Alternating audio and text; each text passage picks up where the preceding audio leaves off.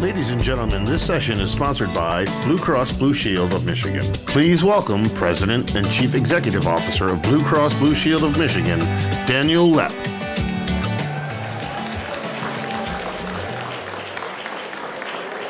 Good afternoon, everybody. Am I mic'd in good? That's good. I was thinking back, 2007, I was the chair of this conference, which is mind-boggling, except when I look at Sandy Pierce, and she was the conference chair before me. But it's amazing how we've gotten where we've gotten, and I have to say, this conference has been phenomenal. Arn Tellem, who took the bull by the horns, I would say, to really make things happen. And Arn, thank you very much.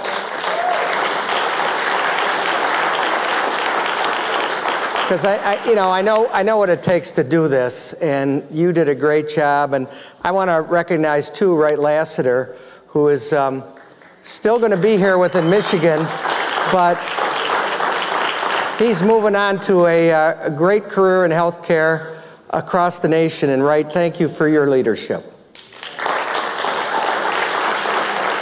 And I also want to recognize every year, the one thing I did learn, and Sandy, you know this, and Wright, you know this, what staff did to make this happen, because staff made it happen.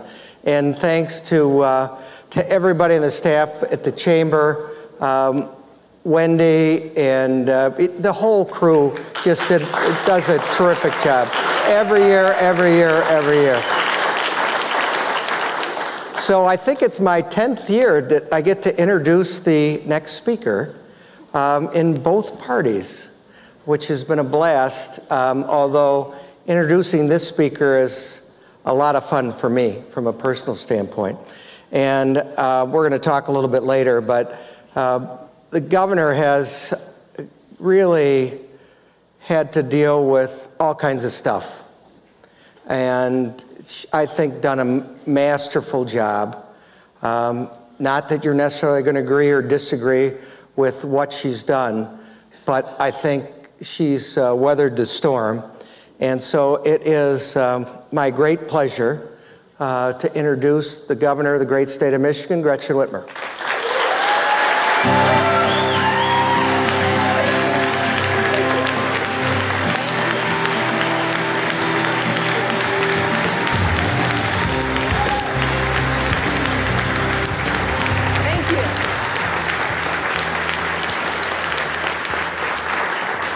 Well, thank you. I am so glad to be here. And when Dan says we've dealt with a lot of stuff, there are a lot of other words that would describe all the things we've had to confront. But it's good to be back on the island. It's hard to believe that it's been a year since we were here, but that's because it really hasn't been a year, right? I want to start by thanking the conference chair, Arn Tellem, Chamber CEO, Sandy Barua, the Chamber leadership, and the staff for their hard work. And I think it's also important to recognize the people who show up long before any of us gets here and stay long after we leave. The chefs and the servers and the janitors, housekeeping, landscaping, desk staff, all who make this run smoothly. Since I rarely enter through a front door anymore, I can tell you it's a beehive of activity in the kitchen. And so let's give all the staff a great round of applause.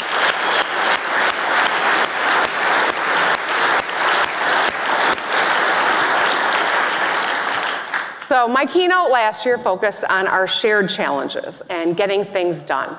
I mentioned the wise words of Bobby Kennedy, reminding us to seek to understand with compassion and love. And I also remembered the great philosopher Ted Lasso's call on all of us to be curious, not judgmental. That, of course, is really Walt Whitman, but let's give it to Ted. Behind me is this year's theme. Clearly, we're all seeing a lot of the same things. The underlying challenge that is universal is our divide. To move our state forward, we must heal that divide by sitting down at tables with people who disagree with us. We must put our collective success first and do the hard work of being uncomfortable, because that is the way things get done, side by side. At our best, it's what we all do. We're Michiganders. We have heart and we have grit.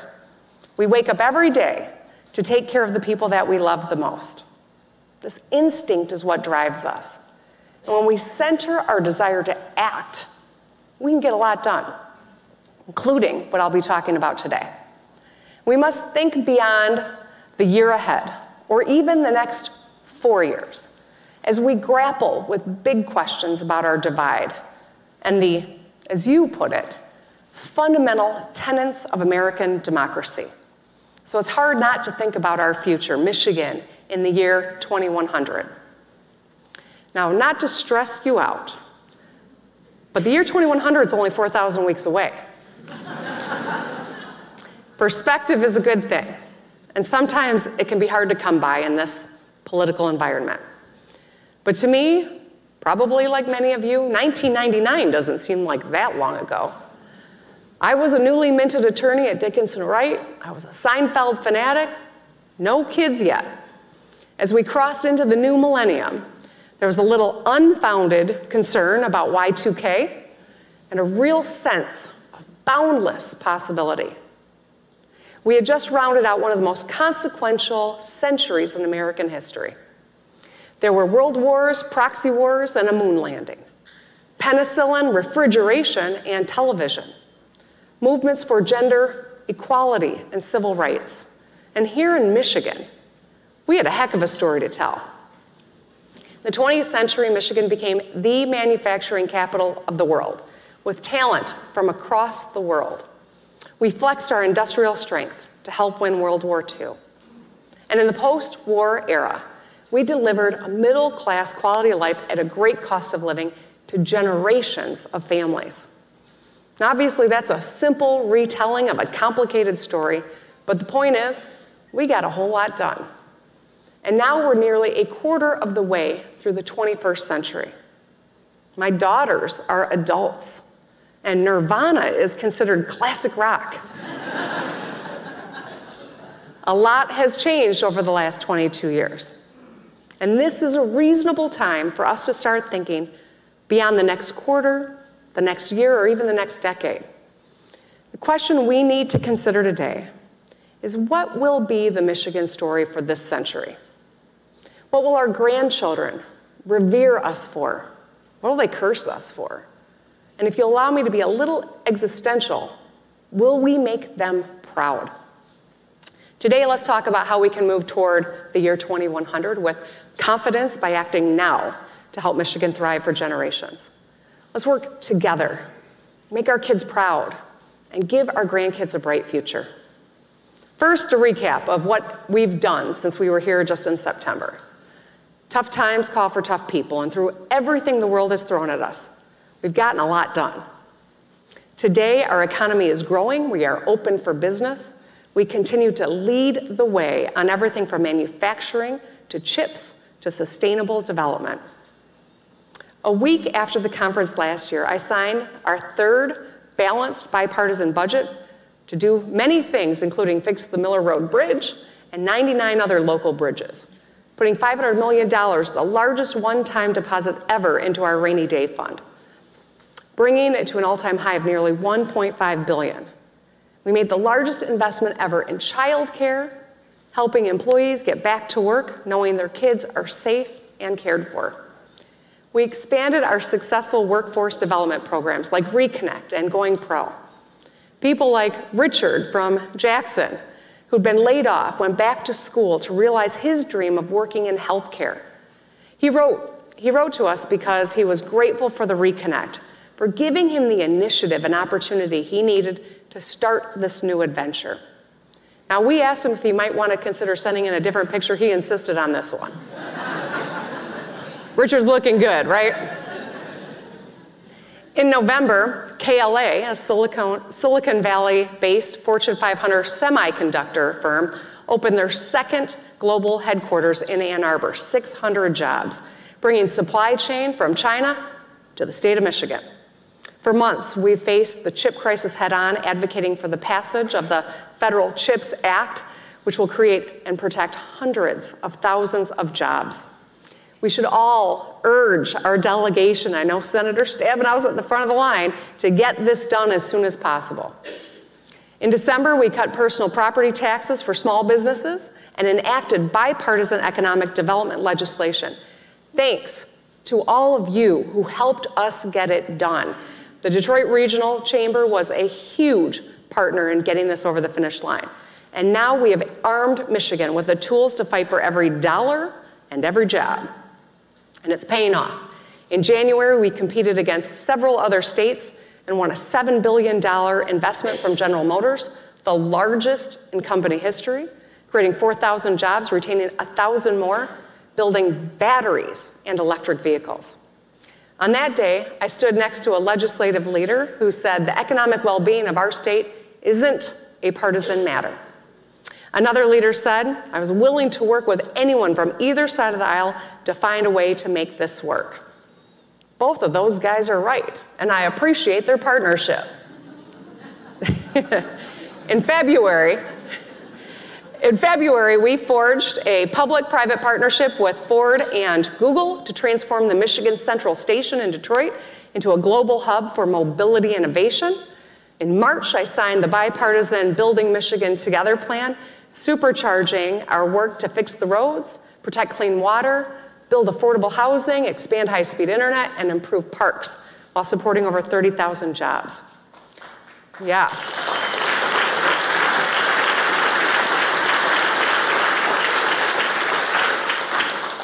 Well, I hope you all like orange because you'll be seeing a lot of cones and barrels all summer. But best of all, the plan is going to improve people's lives. People like Mary from Detroit, a senior who wants the roads fixed so she can have a smooth, safe drive to church and travel more around our state. Or Rebecca in Charlevoix, who wants to buy a home in northern Michigan, but told me there's just not enough attainable houses, and that a lack of affordable housing is driving her peers away and worsening worker shortages. And Linda in Holland, whose granddaughter is a pre-med student at Wayne State, lived with her during the pandemic because she didn't have internet access at home. Also in March, I signed the 800th bipartisan bill to hit my desk. And in April, we landed a $1.7 billion expansion from LG Energy Solution, creating 1,200 jobs in Holland, building battery components for electric vehicles. In May, we opened the FRIB, the Facility for Rare Isotope Beams at MSU, and the Wacker Innovation Center in Ann Arbor, cementing our status as a high-tech R&D hub. And earlier today, we had more good news. Thanks to our Economic Development Fund, we fought for and won a $2 billion investment from Ford, creating 3,200 jobs at several facilities across Southeast Michigan.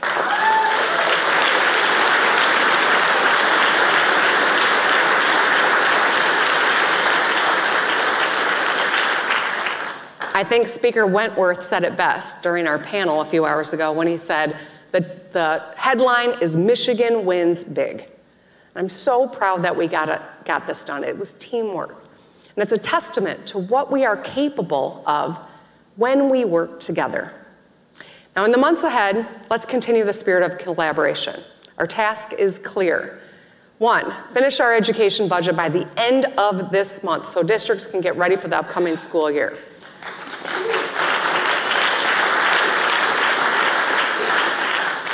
2, deliver a balanced bipartisan budget that invests in the kitchen table issues, ideally also by June 30th as required by law.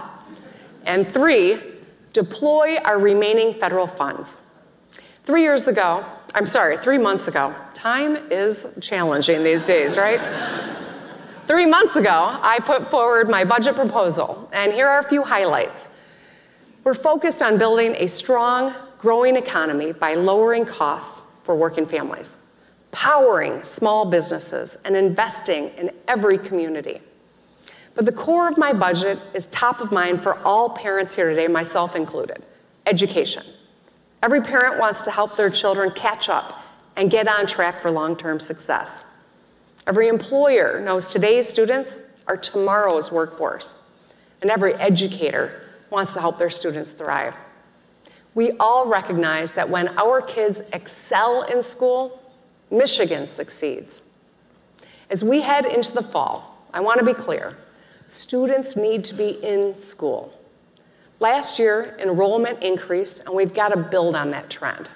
To do so, my education budget improves every student's in-class experience, builds up school infrastructure, and invests in our teachers.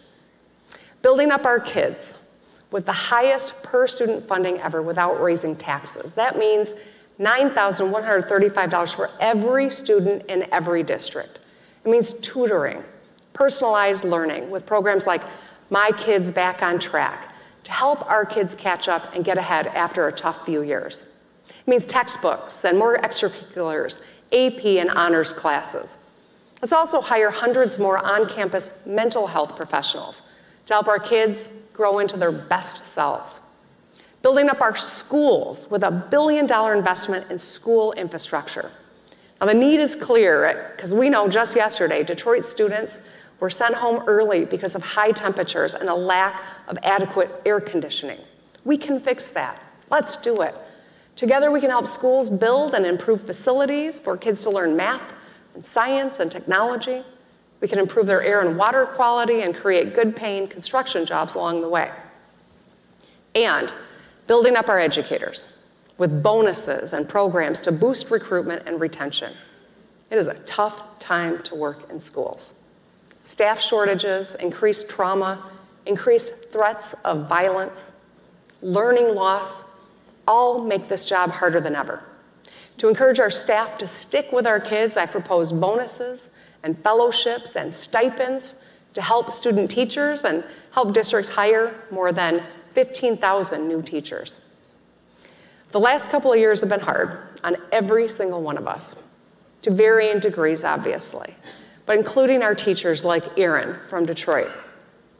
Like a lot of teachers, Aaron had to ask for donations online simply for school supplies, and he lived with relatives to make ends meet. After 2 years, he quit. Now, parents know that the person in front of their kid's classroom matters.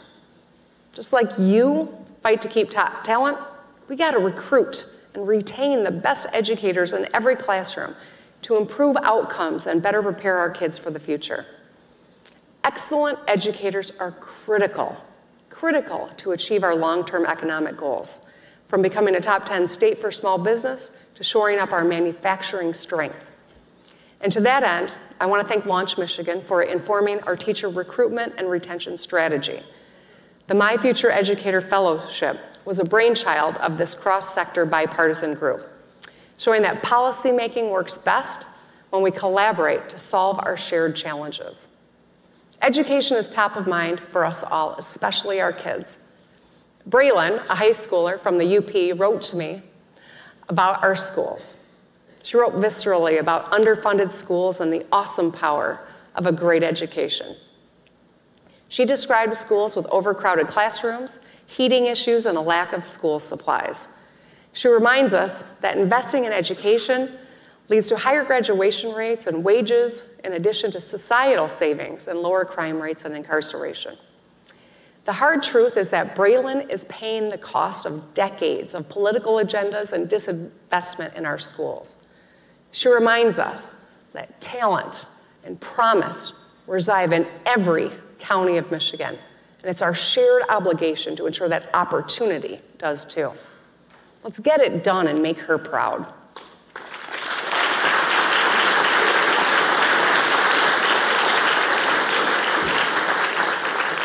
Now let's talk about another opportunity to collaborate, entrepreneurship.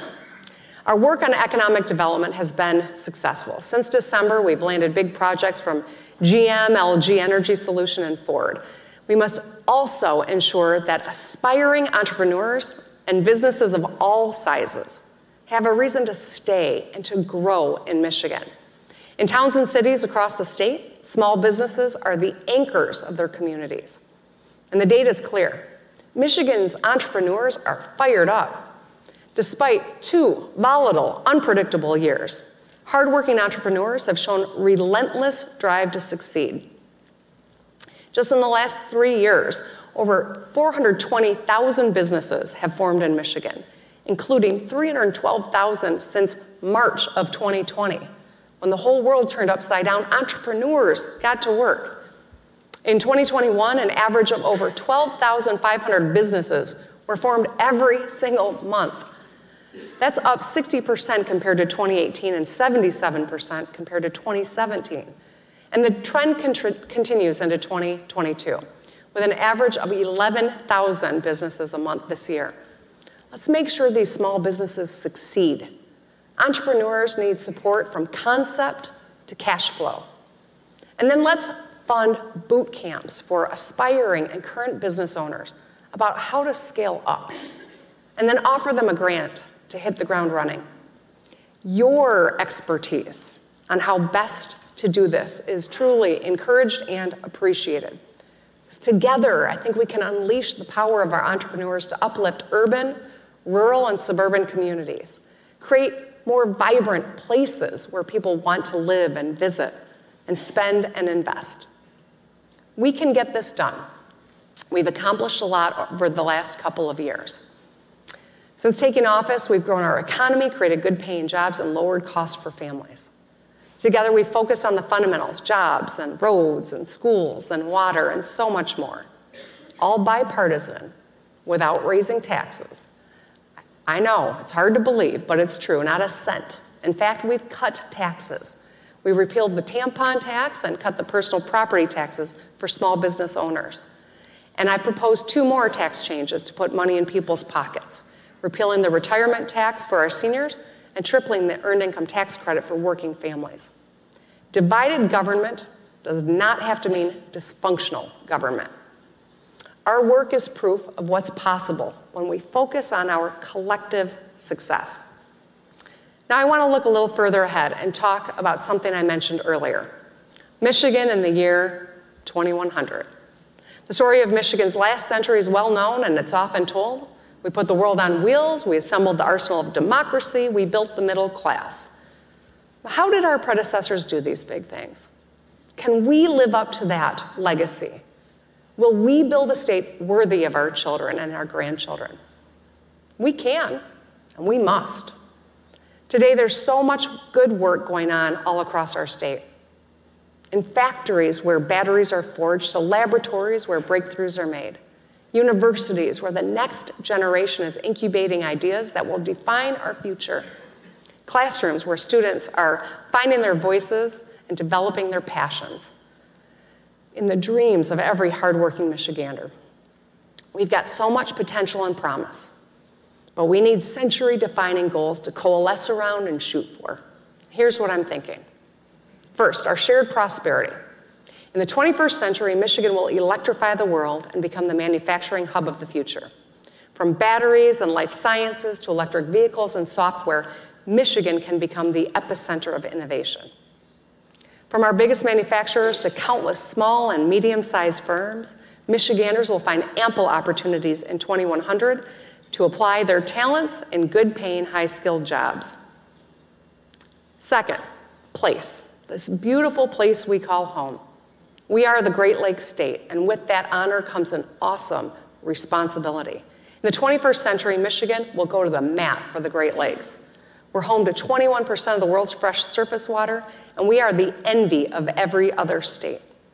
We will protect that water and remain a bastion of bountiful natural resources, especially as climate change continues impacting the global supply of clean drinking water. And finally, our people. Much of our 20th century success was rooted in our ability to attract and retain families from across the country and around the world to bring their talents to Michigan.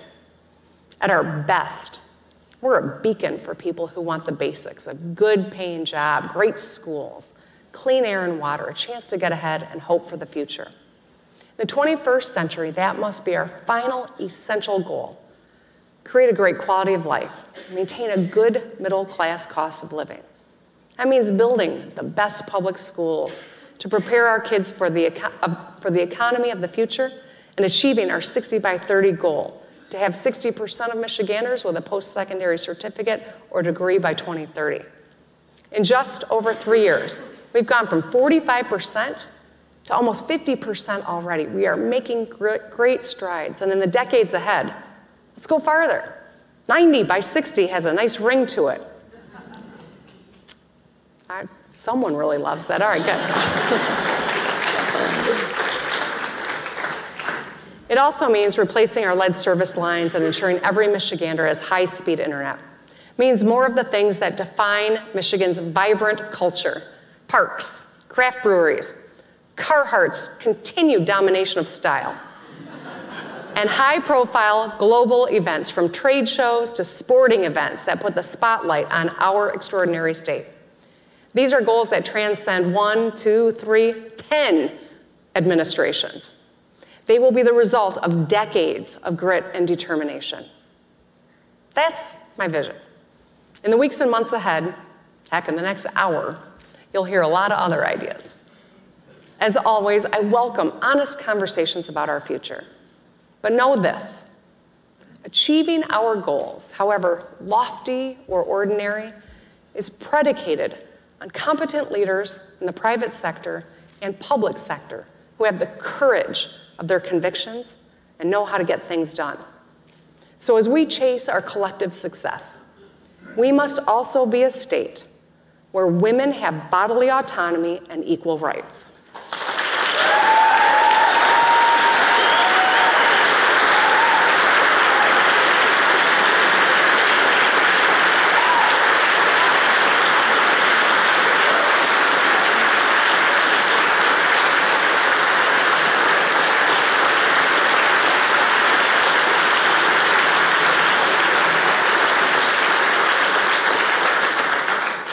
Well, this is a great focus group. Good to know. Michigan must also be a place that is welcoming and inclusive to the LGBTQ+ communities, to refugees and people of color.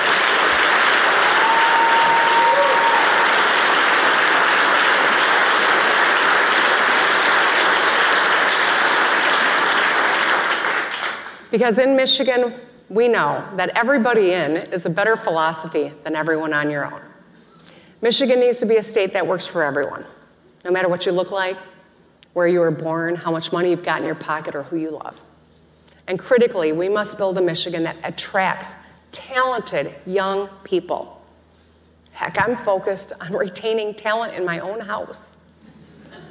I have 2 smart daughters who will be graduating from U of M in the coming years, and they will be making decisions. Go Blue, all right, we'll say it.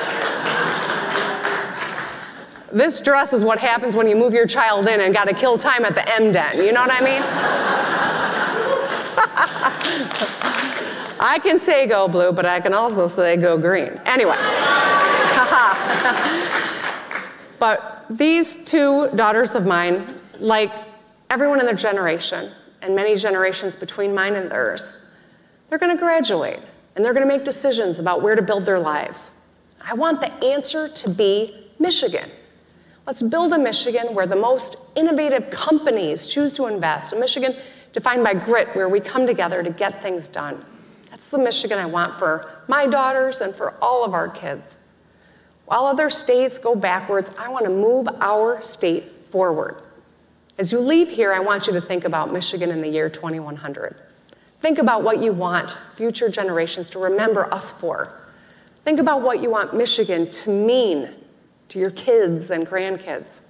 It's something I do often. So my mom died of glioblastoma multiforme, brain cancer. She was 59. On my 50th birthday last August, over my coffee, I sat down and made a list. I started with the things for which I was grateful. I keep those gratitude lists. I don't know how many of you do, but it's really helpful. So I listed everything I was grateful for, and it quickly evolved into the things I want to accomplish in my life. Unsurprisingly, a lot of it revolved around my family. As we talk about the year 2100, I know I won't be here. My girls might be. Maybe they'll have kids who will be too. As I look around the world, I am worried. I know many of you are too. Too many of us devote far too much time and attention to angertainment. Too many mimic divisive rhetoric to score cheap points or to achieve short-term goals.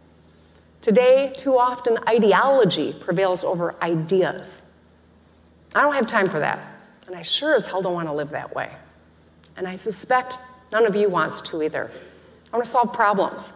I I want to grow our economy and create jobs and lower costs, shore up civil rights, safeguard workers' rights, and protect human rights, because we must show the world Michigan is a safe, serious place where business should invest and more families should call home.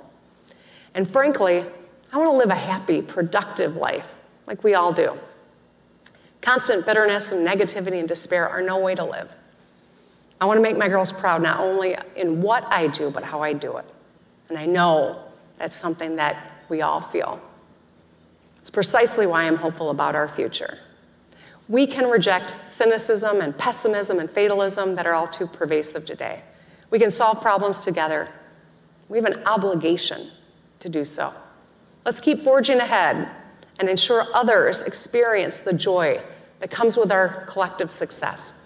Together, let's make Michigan that epicenter of innovation and protect our Great Lakes and build a solid quality of life at a good cost of living. Underlying these goals is a simple motivation: to build a state worthy of our kids, so they'll make Michigan home. To close, I want to quote President Teddy Roosevelt, who reminded us that the poorest way to face life is with a sneer. Instead, he said we ought to be in the arena, because there's no effort without error or shortcoming, and he who spends himself in a worthy cause, who at best knows in the end the triumph of high achievement, and who at worst, if he fails, at least fails while daring greatly. I have no doubt that Michigan's future is bright, and I will work hard every day to make it so. To the year 2100, here we go. Thank you.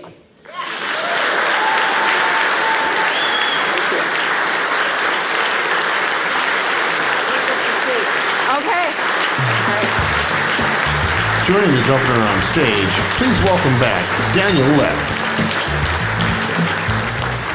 So, Governor, I've known you a long time, and I looked at the pictures and I thought of your mom. Your mom was I don't know that very many people have met your mom, but she was a phenomenal lady. She was a great lady, and her granddaughters have grown up just like her, and you can see in your eyes how proud you are of them, and they're going to grow into great ladies, and it's pretty cool. And I've known them since they were babies, so it's just phenomenal. And when you talk about them and you beam about it, it's great. And so good for you, and God bless your mom, and I like your dad too. So we got a couple of questions.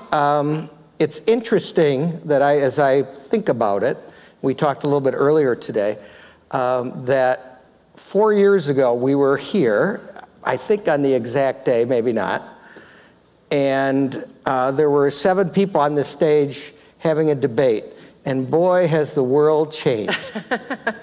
And I'm just curious, and I think people here would like to know, you went through a pretty tough election, and all the stuff that's going on. What's your thought process over the 4 years from 4 years ago? Because it's really, when you think about it, it's crazy.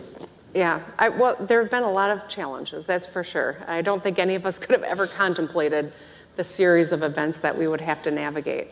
I'll say this, even on the hardest day, I still feel really lucky to be here. And there have been some heavy days, whether it was, the outcome of that infamous trial, or it was, seeing just the challenges around the pandemic and the incredible loss of life. We've had a lot thrown at us, but I feel very fortunate to be here. I love this state. I really, think we've got something special, and it's an honor to be the leader, even with all the heat that comes my way. Every day there's inspiration, and some days you gotta be a little more intentional to see the inspiration, but every day there are good people in our state who are working hard, showing up, doing what they need to do to take care of other people or solving problems, and that gives me a lot of inspiration every day. That's great. And the greatest, like I said, as I repeat it, I've known you a long time. The great line that I hear from people talking about you is that you have backbone. And given all the stuff that's gone on in the last 4 years, your backbone is shown, and I think we as citizens of Michigan appreciate that. Thank you. Thank you.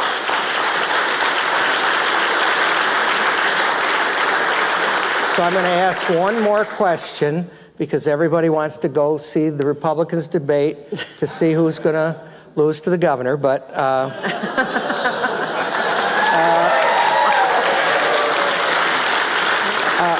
but you know, when you think about the 4 years that you've been, or almost 4 years that you've been in office, what are you most proud of?